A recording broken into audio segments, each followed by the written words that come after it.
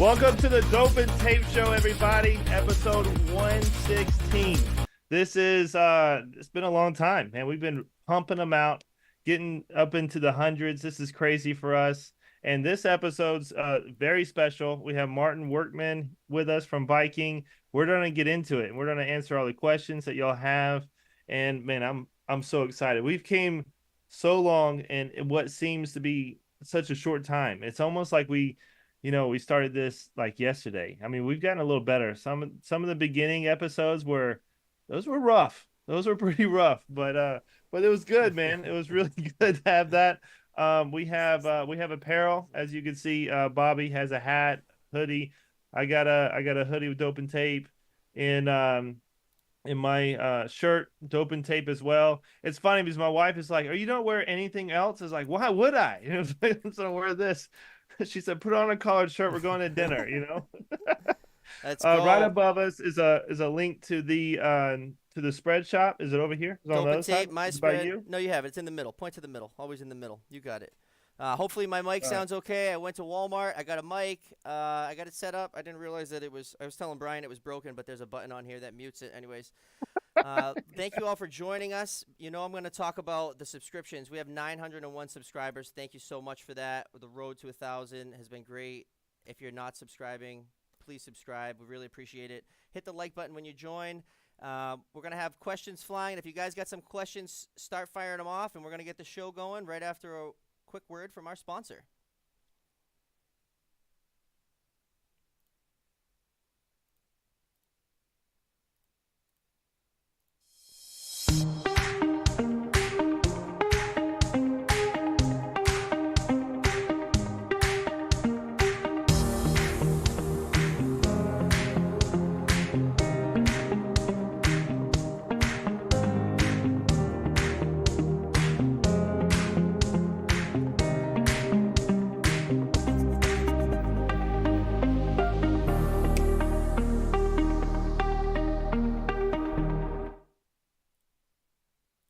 Well, it was a first for everything.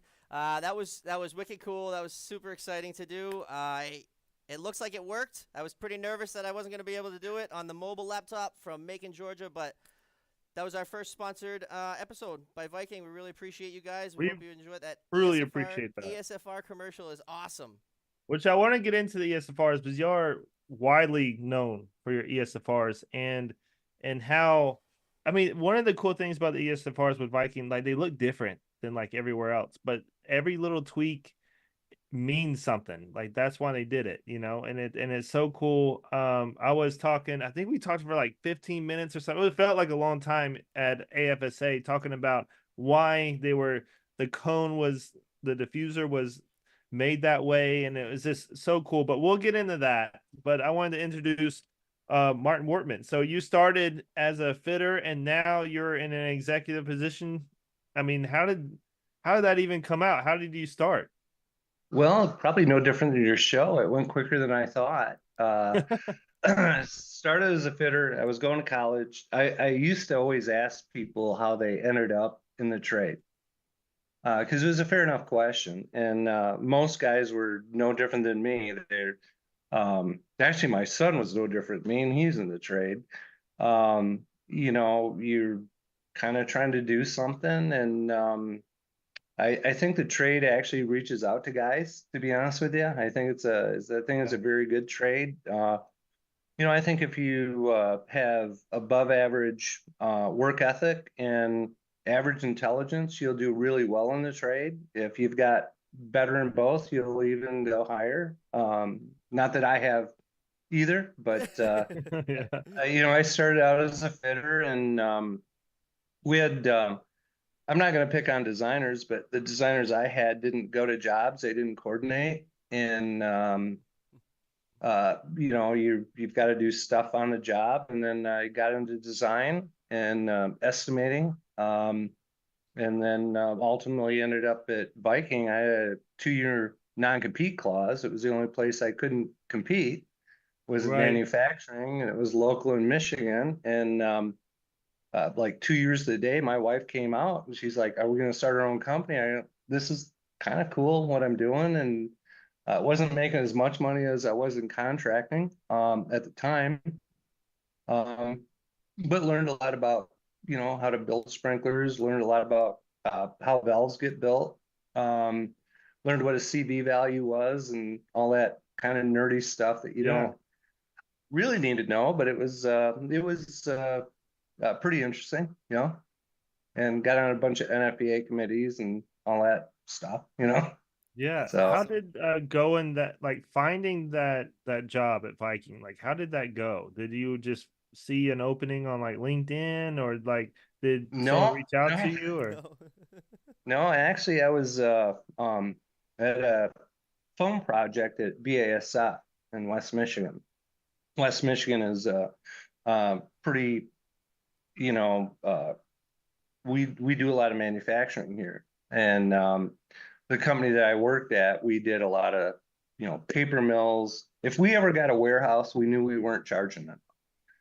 right? It was always if it smelled bad, it was ours, and I was doing a pretty big project at BASF with foam, and Viking had foam, and I'm not trying to say this is a Viking guy, but I always liked the way their valves worked. And they had this cool thing, the way the deluge valve was in the concentrate line and it released. And for me, it just like, man, that just makes so much more sense than the way other people were doing it. And so that's kind of where I went with it. Well, it was a pretty big project, and I didn't know at the time that Viking had just started the foam business. Oh, So the okay. guy that was running it, and it's Mike Bosman, he's a great guy, but he didn't want to do that. He was more of a commercial guy. Like this is like really super nerdy because it is pretty super nerdy. And I was in Atlanta with my wife at the AFSA. Bob McCullough, I knew because I was helping write the national apprenticeship at the time. And I just ran into Mike. He says, "You ever thought of going to Viking?" Like, no. And I mean, no. I love Right. contract. And some things weren't working out the way I wanted them to work out. And my wife just said, "Well, why don't you call Mike?" And so I called him. He's like, "Oh, we've got this great job." I didn't know it was his job because he was going to move forward. And so yeah, I came into Viking being the foam guy. Oh wow. Uh, Oh, that's and cool. it was just one of those kind of odd, kind of flumpy things. It's not quite Things as happen. it's not quite as sexy as it probably ought to be. But I needed a place to kind of sit for a couple of years, and then those 2 years, it was the first 6 months at Viking was the most boring time I've ever spent in the trade. It was just terrible because I came from contracting, and you know what it's like. Right. Oh, You wild know, every day. Bobby was showing something this morning or earlier. I'm like, yes, Yes. those are great days. Big problems are great days. And and then I started traveling, and then learning about what's important in manufacturing, what's important to develop a product, and it's been like when you're talking about the ESFRs. Yeah, I've been part of every one of them. It's been pretty cool. I mean, we've had a lot of fire failures, which aren't cool. Just Right. check with our accountants; they'll tell you it's not cool. Yeah. Yeah, but yeah, it's been a great ride. You know. It's We also love the Viking valves, like the luge valves. I love the luge valves, and I heard rumors that y'all are discontinuing this valve, but that the iconic Viking F1 dry valve is my go-to all-time absolute favorite. Uh, I'll tell you what, Brian, Love her. it is a great valve. I'm the villain in this. I want Oh you to know. man. Oh Dude, gosh. I'm telling you, I got a whole bunch of mad fitters at me. You're one more of them. Yeah. I'm Um, sure you're getting all there's kind of got to be a yeah. mail. good reason. Well, the F valve, there's a couple of reasons. Usually it's when you develop a product, you talk to customers. And the F valve, and we'll just kind of talk about And you guys are smart guys. We're all part of the revenue stream, aren't we? Absolutely. You know, we're all here to make money, and there's, you know, the F valve was the premier dry valve of its time. Oh, And oh, that absolutely. probably Hands down. peaked in about 2000, probably about 2005. And then the sales started to go down. And most of it was, well, it was heavy. It was hard. Most of it was heavy. Um, and it didn't have quite the same features that other valves had. It wasn't external reset. You know, that's kind of an issue. And low Um, pressure. That would well, kind of go on the poor now side a little low bit. pressures. We'll talk about a few things tonight, but we won't talk about religion, politics, or low pressure valves because I don't Deal. want to be the Dixie Chicks. Deal. I don't want to make half of the people listening mad. Yeah, okay. Oh, dude, I love it. I'm not a low pressure valve guy. Just in case you're wondering, I'm not that Okay. guy. Understood. Understood. That's So great. so it was heavy and then the prices start going down. These contractors started using different valves and then y'all saw that and wanted to change and adjust, I guess, to the market. Yeah, we went to we developed the VXR valve, and you know, and really when I look at the VXR valve, the features of it just kind of surpass it. If you're around Chicago, you don't have pressure reducers. You can't stop the pressure. Oh, It's wow. the only city in the U.S. that there's, you know, they want 600 psi check valves. I mean, every No time you're there, way. they're asking for high pressure everything. So we were capped at 175. So one Right. of the reasons for that valve was, and it's funny, it's smaller, it's stronger. It's actually stronger. Huh. So Is it because of like the displacement amount on the internally of the valve? What do you say? well, when you look at it, when you design the valve, and when you specifically design it for 175, you do things differently. Mm. The newer valve, and I apologize, I'm not trying to make this a Viking commercial at all. I mean, I No, but think we're super curious eh, about it, and Yeah. we're as nerdy as you are, so we want to know because Listen, if we it got doesn't come from you, we don't you're know. the Viking We don't know. professional. okay, Tell us all about it. yeah. So when you design something for high pressure, you take a different approach to it, and especially when you have the demands for lighter, smaller, less footprint, stuff like that, then that's what you bring back to R&D. Now R&D, they're super smart guys, but they're not sprinkler fitters. They're not sprinkler Right. guys. Mhm. They're valve engineers. They're typically they come from a very strong math background. You know, I think I'm good at math, and I talk to those guys, and I just go back to my office and, you know, Right. go to YouTube and look for, you know, I don't know, something funny, I guess. But Yeah. so so that was most of it when you're looking at it, and the F valve was brought out of a world where things were flanged. And Okay. and when I came to Viking, I was um, from the flanged world. You brought everything up flanged, and you went to grooved when you got to the top of the riser. Well, that's not true anymore. I mean, No, it's definitely not. you go grooved as quick as you can. Yeah. You get one flange. And right, exactly. Most Well, of the it's time, no that's it. different than Right at the pre-trim. stub up, and that's it. Well, it's like pre-trim valves. When we had a trim module, which was basically this little box. It was about as big as a lunch box. And you would just, all you had to do is attach it to the valve, and it could be anything that you wanted to be, pre-action, deluge. And then the trade kind of changed to where just send it to me done. You Because the know, guys, and Yeah. because the guys lose all the pieces. So you order it with the trim in the box, and they put the valve, and then they don't trim it for weeks and weeks. Then they go to trim it, all the pieces are lost, and you got to order all the pieces again. So But well, I also, used to, if you were that, and it's still this way too, but even if it's trimmed out, but if you are the guy building the riser on the new construction job, like you're the foreman, like you made it, like that's Mhm. the everything position. It's like I'm building the riser. It's like people fitters would fight for that, you know? the pump room. Who's doing the pump room? You did the last Yeah, who's one. doing the Yeah, that's right. Yeah, yeah, an old guy and a helper. Yeah. Yeah. But I mean that's right. And if I could buy a trimmed out valve versus one that's naked and I had to put it together, like all that I'm thinking about is labor hours. I'm like, man, how Mhm. do I keep up with this labor hours? I had to, you know, quote this higher and how can I explain this to the customer now? So yeah, I mean, for sure. Hands down, Well, one trimmed out. be honest with you, Brian, you know what's so cool about it? Our trade is actually thinking about how hard or how high our labor hours are. Because I always looked at fitters like, man, we do some really hard work, and now it's getting recognized. We're a high labor trade, Oh yeah. so it forces, not forces, but manufacturers are instinctively thinking how to make it easy.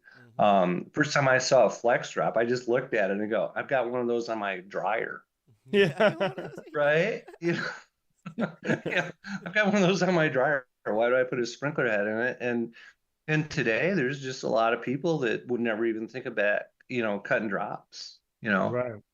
Yeah, it's I mean, crazy. I'm asking you guys do it for a living. I mean, who's cutting back drops? Is everybody using some sort of Flex flexible heads are hose? definitely taking over the They're industry, but it all yeah, they're a depends big on thing. like a lot of the places I used to work where it would be joint commission or the specs would be no flex heads. I worked Well, mainly we got better hospitals, as a, so but we got better as a trade in installing them. So I sit on the discharge committee of 13, and that doesn't mean anything because you don't get paid for it. But we had a committee meeting in Tucson, and I'm walking through the airport, and the ceiling was gone. Right, they're retroing, Right. and I'm looking at unbraided flex hoses that were kinked, Ooh. and I'm walking through there, and there was going to be a big vote on flex drops. That was kind of Oh, so. perfect. You take some It was pictures. around You're like, what about 2007. I'm this? looking up in the yeah, I'm looking up in the air, going, I don't think we're ready for all this. And so it there was a lot of discussion about that. And you guys know it. You kind of protecting yourself from yourself sometimes. Yeah. yeah. Now you mentioned, I don't know if we're ready for that. Y'all have a new head. I don't know if it's out on the market yet, but it uses a sealing element. I don't know. Are you so there's a sprinkler head that we were seeing on at NFPA and AFSA, and it's a hand tight, has the sealing element on the inside, and then it holds back. Yeah, Yeah. yeah. We call it InstaSeal. We actually started out with plastic fittings, to where it was kind of a hand tight installation with a Right. Right. sprinkler. Yeah, you guys were down in you were in Vegas, right? For We were AFSA? at Yes, Vegas. That sir. was the first time it was crazy. Like we just started. How long we were doing it? Like 4 months or something? I was Six on a months? family vacation in Cape Cod, and we had an episode with Jim Stoddard, and he invited us to. Uh, it was like 2 weeks out. It was like two Yeah. weeks out from. He's like, "You guys want to come down?" And we were like, "Well, we'd love to, but we might not be able to afford it." He's like, "I'll fly you down." And so the our most viral video from that trip was at the Viking booth. Yeah. Um, It went crazy. Oh, okay. You're like, I what want to is Yeah. say we were this? I want to say we were with Sean. I want to say Sean led the way on that one, and we were able to swap the head and learn how to change the gasket. Oh, yeah. You were Sean Orr. Yeah. Yes. Yep. So yeah, we developed that in 2019. And I won't tell you why we developed it, other than I was pretty nervous about we need to do something. And one of the benefits, the key benefits, and don't take it the wrong way, and it's not to eliminate tape and dope. Right. Yeah, no, we're not trying to put you guys out of a business, but it's literally eliminating putting a wrench on a sprinkler, because every manufacturer, and I want you guys to know, I appreciate that Vikings got a spotlight here, but there's a lot of manufacturers that work really hard at doing the same kind of stuff. Most of the damage to a sprinkler comes from a wrench, either Yeah. the wrong wrench, a worn out wrench, or a pair of dogs. And we talked about a pair of dogs later, Right. Channel earlier. locks. Yep. For And anybody who doesn't know, a pair of dogs is channel locks. Old yeah, for school the old, term. yeah, for the old guys in the room, well, yeah, but you know, and the idea was, you know, because I fit pipe, and fatigue is fatigue, and working over your shoulder, you know, I when I got out of fit and pipe, I my shoulder would actually lag to the one side. I'm right-handed because you were Wow. carrying pipe all the time. And we because earlier we talked about, you know, I worked in highly industrial areas. It was like Schedule 40 galvanized. We threaded a lot of pipe. Everything was heavy, and we all knew how to shoulder things up, you know it, you know, if you make things easy, and I think that we as an industry have to make the installation of our systems easier. Yeah. You know, it doesn't matter if it's grooved, it's CPVC, it's whatever it is. It's just got to be easier to do because it's going to be harder to attract younger folks to do it. You know, if they think it's a hard bulwark job, no Pick different than a another one. lighter valve. You know, I mean, Brian, Yeah. I love that you love the F1 valve. I'll send you one. I'll send you I one would love over. one. He's gonna I hold love you to one. Yeah, that. Don't say that. Yeah. Brian, if you want one, you just tell me what size. I'll just send you one, and then yeah. That's awesome. So I'm gonna be going to another we're gonna look for another high rise in Atlanta, and I'm gonna have a setup in my back and behind me, and I'm gonna put a F1 valve right behind Did me. you hear that one, Nancy? Well, unfortunately about the F1, they're all just real heavy. How about if I just send you a VXR?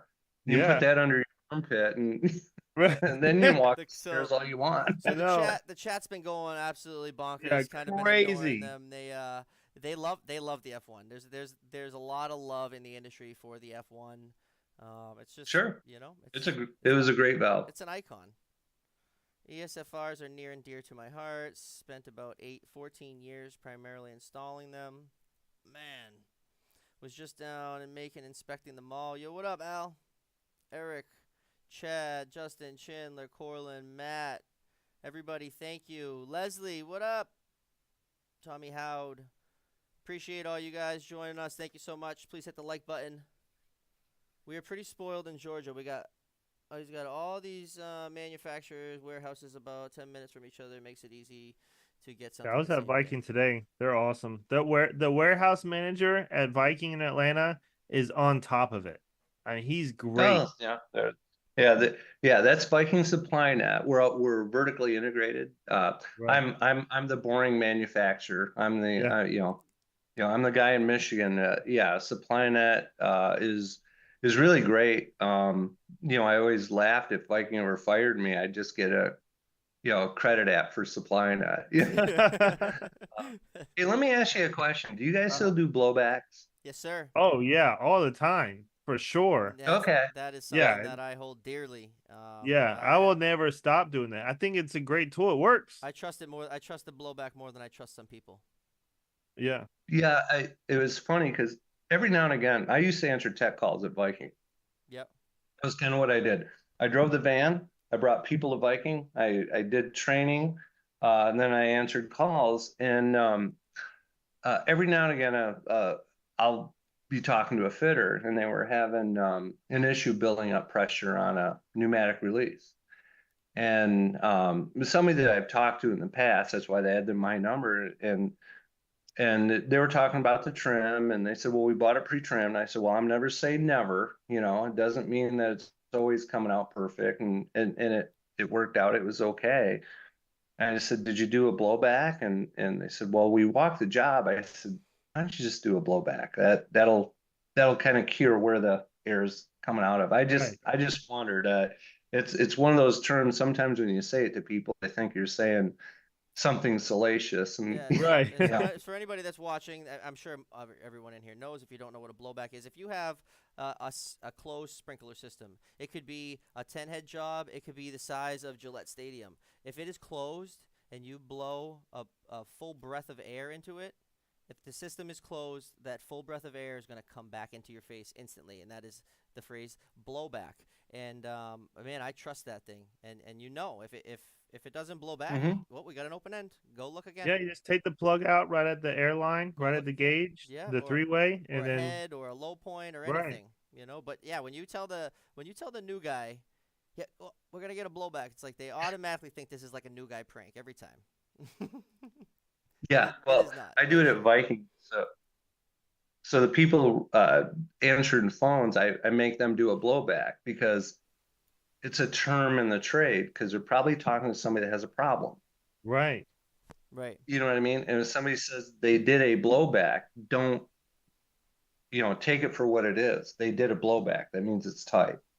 right. It's just I guess it's more of a sign of respect more than anything else. Don't think it's a joke. It's a pretty important, simple best practice. It's crucial, I would say. I mean, it's a quick answer to a lot of questions.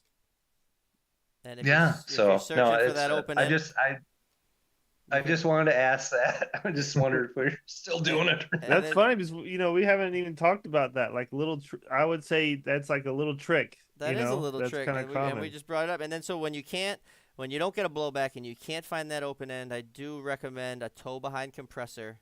And a tow behind compressor you'll normally see on a highway, and they're running jackhammers off of it, and it'll put out 100 psi constant, and you will hear a 4-inch outlet, and if the outlet's open, it will be howling. And so that's a good way to find leaks if you're ever in a pinch. JB says, "Can I turn myself up?" I turned myself up a little bit, but I don't want to have the static. I got this mini fridge over here that's going like wee, so I didn't want to give you guys that noise. So I turned myself down a little bit, but I pumped it back up just for you, JB.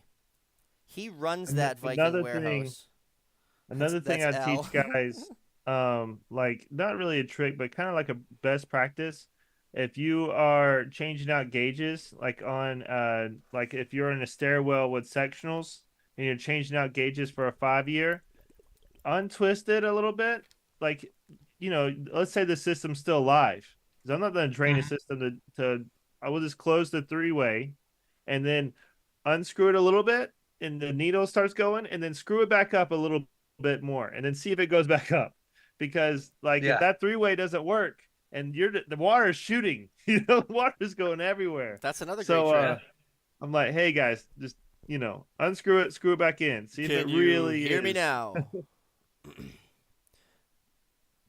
Oh, Russell Bryant says, "Bravo, Viking. Innovation is so key right now." Hi, friends. I came here for the Marty show. Always learn a lot. That's from Leslie. Oh, okay. Well, Leslie Clout. She was on the show. She came on the show. Yeah, oh, she was did she? great. Okay. Yeah. Wow. She That's was pretty. great. Yeah. What Wow. is one of the projects that you worked on that you had a lot of fun on and very innovative and you're excited about? Um, in contracting or at Viking? Oh, hit us with contracting first. We'll get the Viking a little later. Um, I think probably what I would consider probably peak as a designer was the Kent County Correctional Facility. It was two round towers. They went up 6 floors. There's pre-action in Whoa. every cell. And uh, have you guys worked on prisons? I have. Yes. Okay. The Atlanta Penitentiary, yeah. Well, not a prison, Okay. but I've worked on like small time jails and police stations. Okay. So when we did hospitals, schools, every crappy job that had more pipe and ductwork than you'd believe. Um, but typically in a jail cell, there's a typical kind of design for them. I didn't know it at the time. They're either triangles or they come off a straight wall and then form a triangle, and then there's a center wall between the two cells. So you're either putting 3 or 5 heads in there, Wow. or 4 or 5 heads. So you're popping out to the side. Sorry, I'm being a fitter here. Yeah. The side off the angle and then one out in the hallway. And what we did is, I kind of looked at the drawing and it's like we can make these up in our shop, and we called them the flying V, to where we made up those pieces in our shop, then we hung them, and then you brought up the supplies from below. and it saved so much time because you had your pipe sleeves on the pipes going out, and these are institutional sprinklers, so there wasn't a lot of give to it. So you had to have your space because every piece was every floor. If you're looking at the elevation of a plan, everything was full. So you had to get in first as they were building the walls. So that was kind of fun, and there was probably uh, like 30 pre-action systems on it. Woo. And what was Wow. kind of funny is they found out the the people that were domiciled in those cells found out if they put baby powder up into the ductwork, it would activate the system. Oh, geez. Well, who'd have thought of that? I mean, Yeah. yeah. So Well, that they was had one of time, those. you Someone know? was in jail with some time on their hands. Yeah, well, yeah, apparently, Some baby powder. and it really worked out well when I went to Viking because we developed a couple of institutional heads over time, and you knew they had more than enough time. So the first institutional head that we developed, we told a lab tech for a week to just sit on a bucket and look at that head and try to get something around it, try to, because Right. that's kind of a big deal. And then with our second generation of institutional sprinklers, I was thinking more as a fitter. I don't know what this head is, so we put the SIN number right on the element so you could tell what it was. Okay. And then we put a cam on the wrench to where you could level the deflector on a sidewall because you can't see it. They look like buttons. Right. So yeah, so that was yeah. So probably from fitting to Viking, those were pretty cool projects. A lot of valve projects at Viking, foam projects, a lot of sprinkler projects. I mean, a lot of ESFRs. Every ESFR we've developed. When I started at Viking, we didn't have ESFRs. Oh, wow. Oh Yeah, man. so that was pretty cool. So all of them. There's something about So you are holding a pretty important. giant piece of brass in your hand that's like $100 or so, you Yeah, know? right? Inch and a Yeah, quarter. So well, you mentioned foam uh, again. I wanted to talk about foam earlier, but I think Brian cut me off. Did you see the post that Viking did on Instagram? Are you savvy with that or no? Today. not really. I'm sure it So was really good though. well, no. So they did it. It was like, what is this? And so they posted, which I'm pretty sure that I'm gonna win this contest because I was like the first one to name it. They posted like the side of a foam, like a 3 or 6% of the arc foam, but they Mm. they made it so you could like only see like a little bit of the three and a little bit of the start of the name, and they're like, what is this product? Well, I got a picture of that jug at NFPA, and so I just typed Viking in my search on my photos on my phone, and the jug pulled up, and so I commented, but I don't know who's ever in charge of that page might be ignoring me for a little bit. Well, I was gonna say they gotta send you something. no, no, it says I think you're gonna win a shirt. I think I won a shirt or Mm. I Oh, don't know that's something. cool. It said merch, so Yeah. Well, it's funny, yeah, because foam has changed. In the past, it was all AFFF, it was all fluorinated foam, and now it's all fluorine free. So the whole foam industry, all the manufacturers are working on products to actually put out all these different fuels. I sit on NFPA 30 and 11 and all the nerdy standards, but that's been a challenge over the last few years because legislation was ahead of technology. It's one of the few times that it was like way ahead. And you guys have seen it. I've talked to a lot of guys on the phone. I go, have you went to your state government website because they probably ban this? I mean, it's one of those things where they go, no, we used to do this all the time. It's like, don't tell me what you used to do because I don't want to be in court. yeah, right. Yeah. So it's alcohol resistant foam. Is that right? Uh, yeah, ARK is alcohol resistant. There's a USP, which is for hydrocarbons. I didn't know anything before somebody told me something, but so miscible liquids, anything that mixes with water, you typically use an alcohol resistant foam for. Okay. Anything that doesn't mix with water, you typically in the past just use the standard AFFF. So most manufacturers have two foams, and the one that's designed for hydrocarbon fuels works really good on that, but it doesn't work on the other stuff. And then the alcohol resistant foam works really good with the miscible liquids, but can handle a hydrocarbon foam or a hydrocarbon fire. So hydrocarbon fires are gasoline, jet fuel, kerosene, that kind of stuff. When you move over to anything that's miscible, it means it mixes with water. So if you guys drink mixed drinks, you Yeah. know, put vodka with pop, you just had a miscible liquid with, so with those are a little bit different because they you have to create a barrier over that liquid to actually suppress it. And a lot of people in the past used to say, well, the bubbles do this and they do that. Now the bubbles really mean everything because it's the only strength in that foam blanket. Huh. Sorry, I know I got No, no, way it's more. No, it's super that entertaining. is exactly the answer that I wanted, Martin. That was like the Yeah. most perfect answer that you could have ever given And us. I Thank can't you. wait to go to a bar and order a drink and tell them, "Did you know that this is a municipal He doesn't. liquid?" It's a And just take miscible it, liquid. just take a I'm second surprised he said and it right. just take it. Just give me a second. Let me explain to you why. It's like, hold on. You know?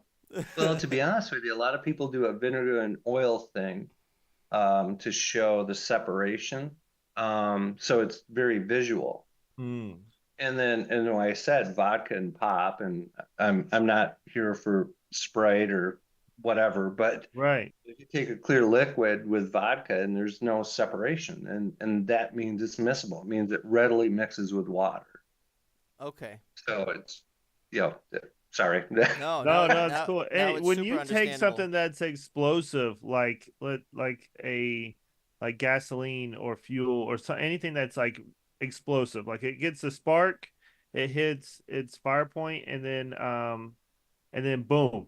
Like how fast is that foam even gonna get there? And how effective Well, is it? Because it's fast. It's boom, you know? so when you talk about flammable liquids, they're typically in classes. So we talk about so when you look at NFPA 30, the scope of NFPA 30 is like Class B and below.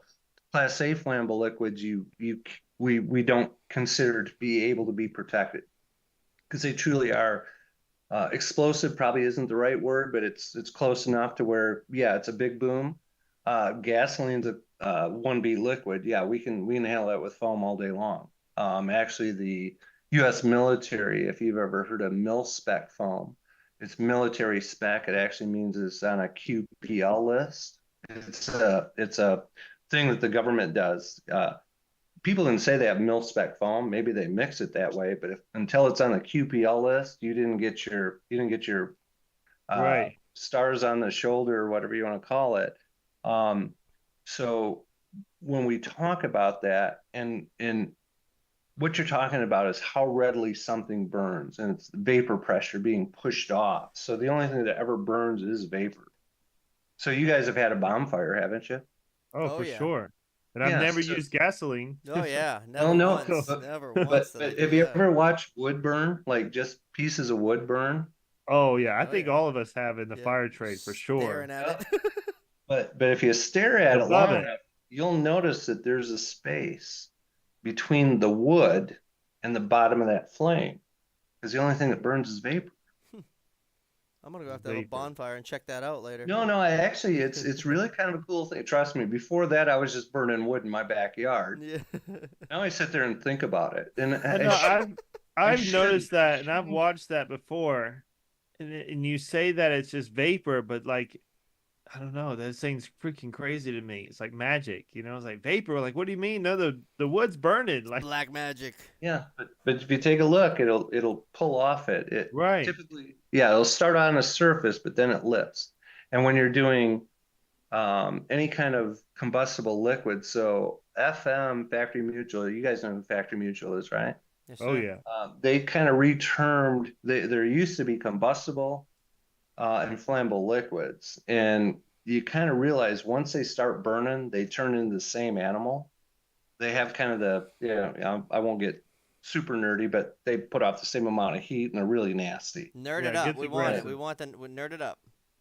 Get Yeah, and Factory Mutual was on a kind of a thing. Let's call them ignitable liquids, and I sit on 30, and I'm okay with it. A lot of people didn't like that because they were worried that their local fire marshal would go, "You have ignitable liquids, not combustible liquids," and it's like, well, it all Uh, burns. As soon as you spill it, as soon as you spread it out, those vapors just want to push off and right. make big fire. Yeah. Mhm. Really big fire. Chad No, that's says our cool. industry is great. As an inspector, you see all kinds of systems from old to new. You really get to see how innovative it's got over and all the good people over the years and make it happen. Sarah says the best show ever. The best show. That's Thank you, cool. Sarah. Well, way to James go, guys. James Thank you. Gall. I'm gonna totally botch this last name. Whoa. James Gollinview. Olive dogs? Gollinview. James Gollinview is an innovative leader.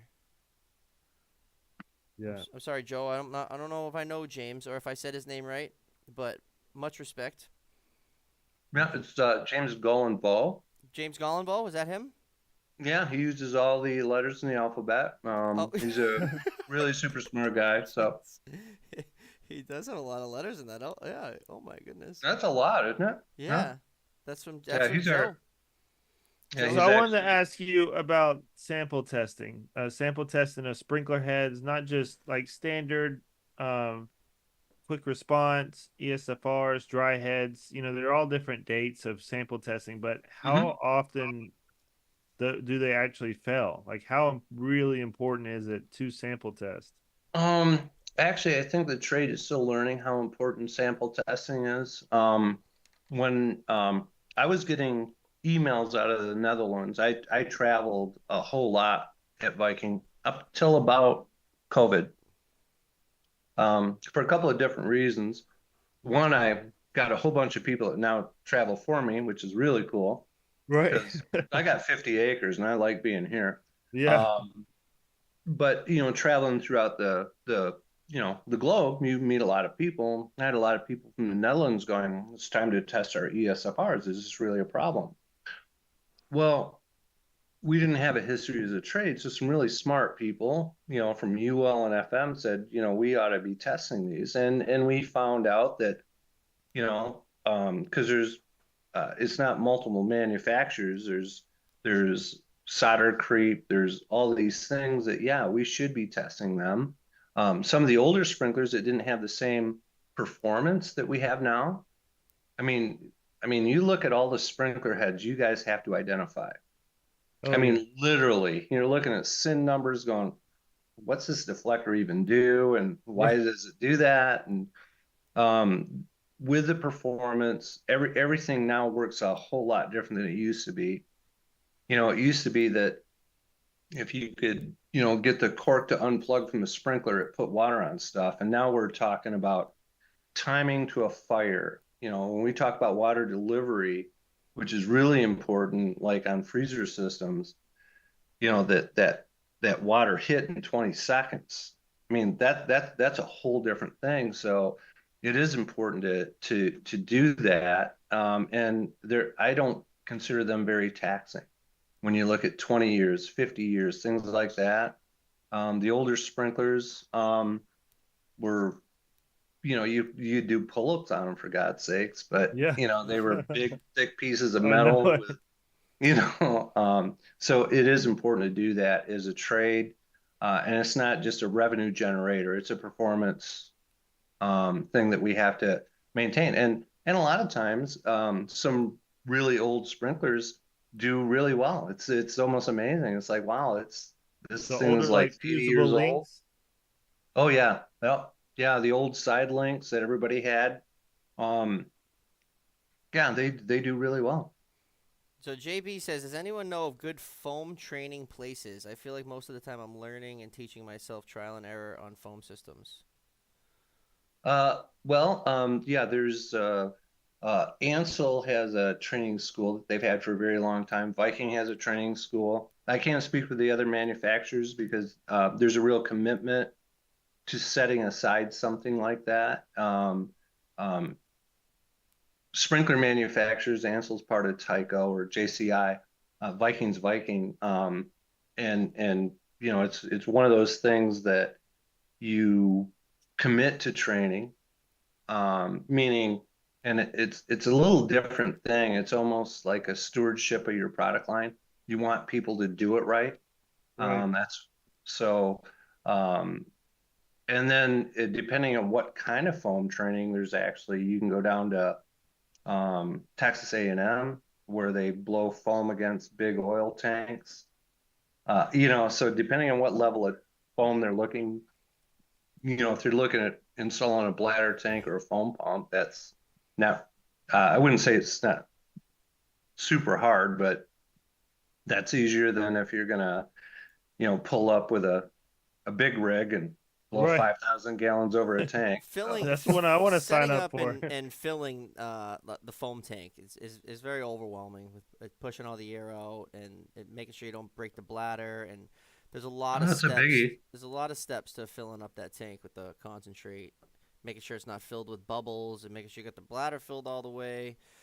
So the Matt Bass said Viking has a foam class on their website you can register for. JCI has a foam class as well, is really good. So Al, with the training, what kind of training does Viking offer?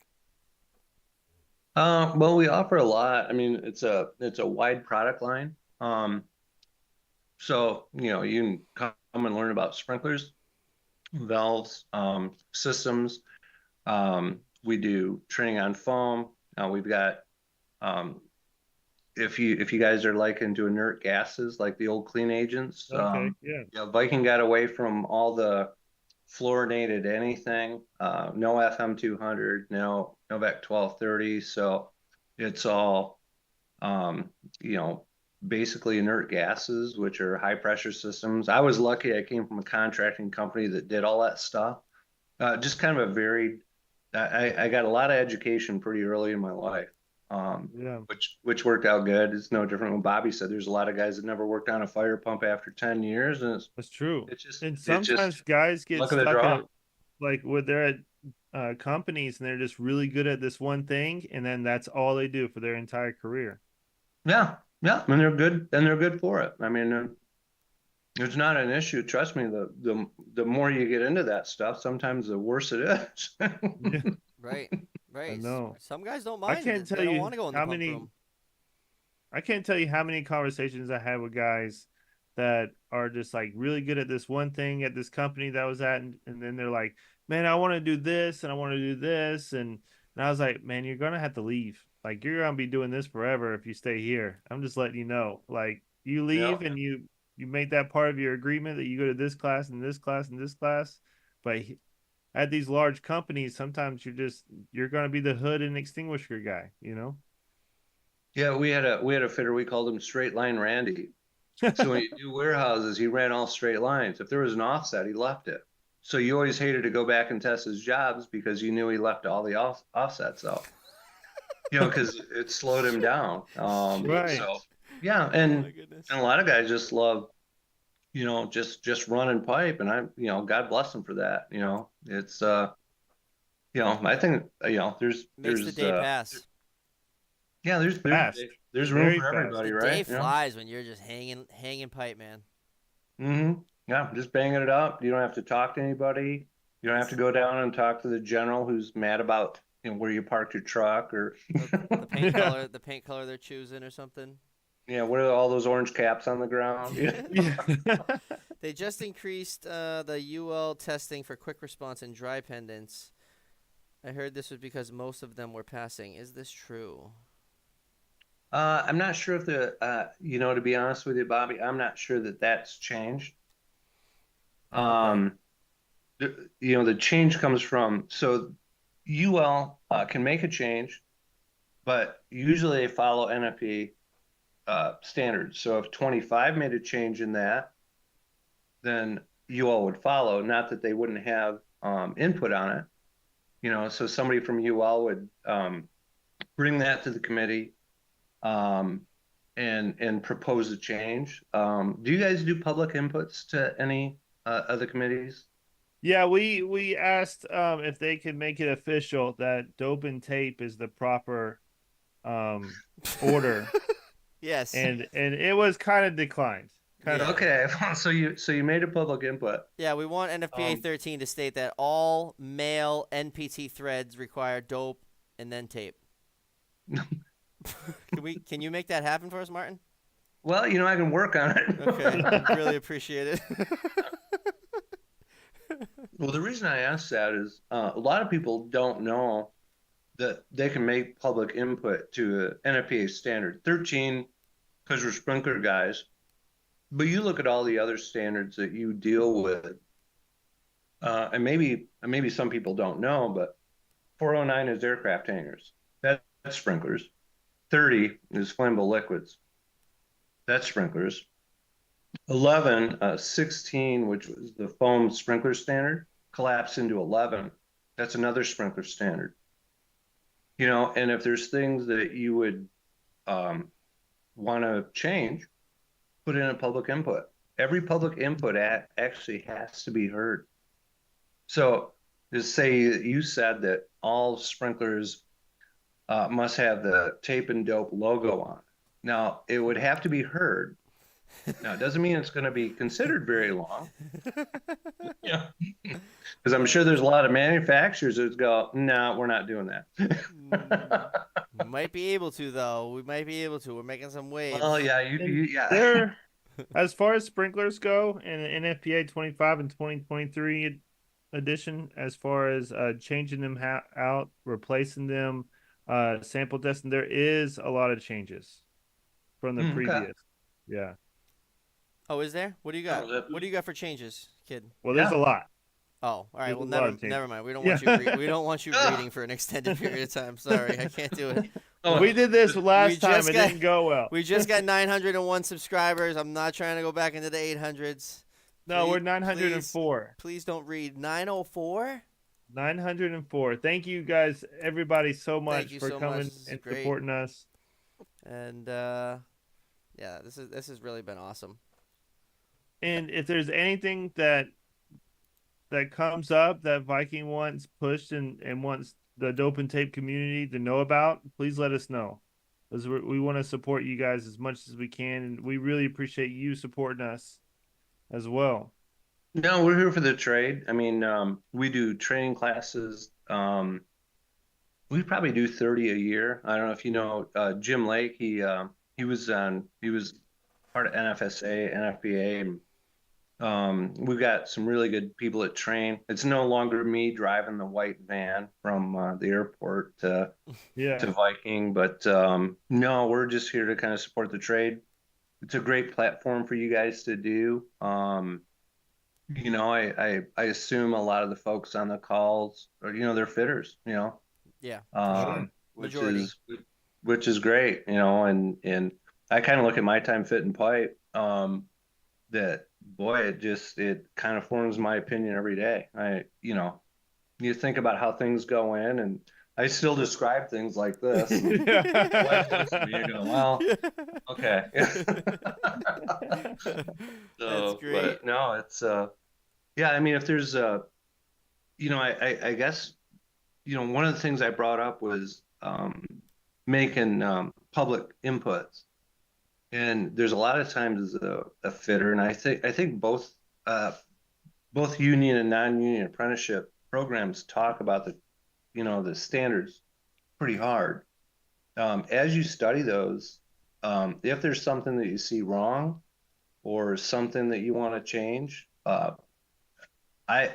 you can call Martin Workman at the Viking Corporation. I will help you with your public input.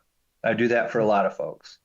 That is awesome. That's excellent. Thank you for That's saying. incredible. Thank you for that. Yeah, we talked to Sean Mahoney from NFPA. Okay. He's like our buddy. He's like our Liaison, he's definitely you know? our buddy, but he's like our NFPA liaison, if you would. And he says the same thing, that we got to get on there and we got to, report the typos and try to change things that we don't agree with and all that. Good. And Yeah. anybody can do it. Anybody can do it. That's where I see a lot of people go, oh, I couldn't do that. It's like, no, this is actually for you. It's a consensus document. Yeah. Meaning we're the consensus. It doesn't mean a guy from West Michigan like me is any different than a guy from Atlanta or, well, you're in Macon, Georgia, Bobby. So Yeah, I guess we can still both be. Georgia. I'm from Massachusetts. We're flying home tomorrow, baby. Let's go. I think we're tripping some valves and we're flying home. Oh, Um, I'm jealous. you're jealous? Why are you jealous? You're home. Oh, cause you sometimes I'm tripping valves. Yeah, dude, I got so excited. I thought I was gonna go down there well, let's see, early this week. They're like, "Hey, we want you to come down do some tripping." I'm like, "Yes, finally!" And then no, and then they canceled it. Bobby's gonna do it instead. I was so Well, upset. there's a little bit more to that, but yeah, that's basically it. There is a little bit Um, more, but yeah, that's it. in And a nutshell, I was booted. yeah. So That's funny. Hey, Brian. Never mind. yeah, Oh man, this has been great. This was we really appreciate this. Really appreciate you coming on, and we appreciate you too, Nancy. I know you're watching. Um, thank you guys so much for this. Yeah, no problem. Yeah, Oh, let us know if you want something later. Didn't want to do a real big product spotlight. right. we got some cool stuff we can show you, but in the same token, I think you guys are just talking about the trade. Just a day in the trade. Oh, that's it. exactly. And if you want to see some of the things that Viking has, there's videos on the Dope and Tape YouTube channel of talking about the ESFRs, talking about I think we talked about the valve that we mentioned in the show. We talked The about the no tape, the no new dope. sprinkler head. What is that? Quick seal, Insta rapid seal. seal, Insta insta seal. seal. Right. And Cecile, yeah. We Actually, one of the things that I would suggest for a lot of the younger fitters, because they're more in tune to it, is our virtual reality. We're bringing all the systems from Viking into a head where you can work on it. Now, obviously, it's not a right. 50-pound valve with trim, but you can work through it, and then they make it happen.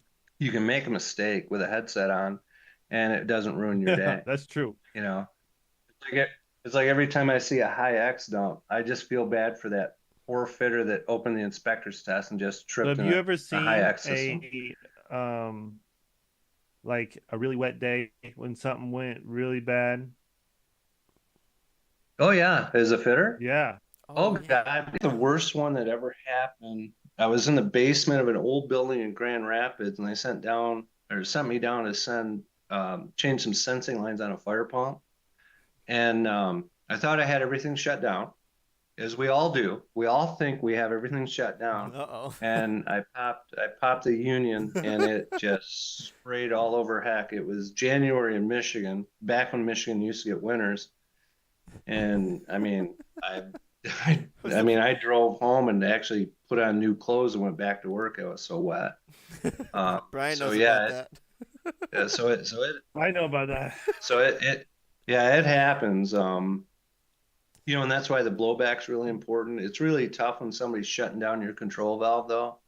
Like malls are really bad, big facilities where you got build a security guard that runs around with the red escort or whatever, and he's in charge of shutting down OS and Ys That's or what I deal with. That's what I PIVs. dealt with, Martin, in the hospitals where I was not allowed to touch the valves. I was there to do the sprinklers, but the valves were not mine, and they would just say, "Yep, you're all drained," and I would Yeah, I'd be pulling it yeah, off every that's time, and right. like, Yeah, yeah, yeah. As soon as you see water droplets, and the worst Yeah. part is every now and again you'll no, I think this is good, and you'll let it go, and you got a column of water Oh, between. yeah. Yeah. So no, never. it's never fun when it happens because you can say oh darn all you want, and I'm gonna Right. keep it clean for the podcast because I've never said oh darn in my life, but Yeah. just be for a really Oh, crappy day so calling the office. Send 10 guys over here with shop vacs. yeah, right. Right, right. That's it. And Oh no. sometimes, I was working in the office and I just had he was soaking wet fitter just walk into the office. I'm like, I just poked my head out of out of my office and I was like, what's going on? And he's like, I'm gonna be fired. I'm done. It's that Yeah, job that you sent me what you feel to like. didn't go well. So I came just to turn in my van. I was like, That's right. Here's the keys. I This will be drained the wrong easier. system. It's Oh man, funny. that was awesome. All right, Paul. Oh, Paul's checking in. Mountain Man Paul. NFPA 120 in the house. That is sprinklers in the mines. NFPA 120 is something to do with the mines. Yeah, Paul is the hardest man that watches this show for He- sure. He does No, that's great. sprinklers like 2 miles under the earth or something in the coal mines. On his knees. Watch for Freaking the cool. champagne. The champagne bubbles mean someone lied. That's it. I've never. Do you guys hear that train? Jeez, where are you staying? Can you hear that train? No, I can't hear it. Dude, Yeah, that I is can hear it a so little bit. I loud. can hear it a little bit, yeah. Is there Good people luck on the sleeping tonight. tracks? Enjoy that. No, I put earplugs on and I got a sound machine and everything, but like, why is he on the horn? Is there someone in his way? He did this last night. I don't know. Maybe it's just me. That's the train going by. Everybody, thank you so much. We really appreciate you, Martin. We appreciate you so much for coming on, giving us a Thanks, little guys. piece of your mind. And that's it. Thank you. Don't forget to subscribe, and we'll see you guys. I'll be live Tuesday. from Jacksonville on Tuesday. Yeah. Tune in. Appreciate you guys. Yeah. Dope and Thanks a tape lot, out. guys.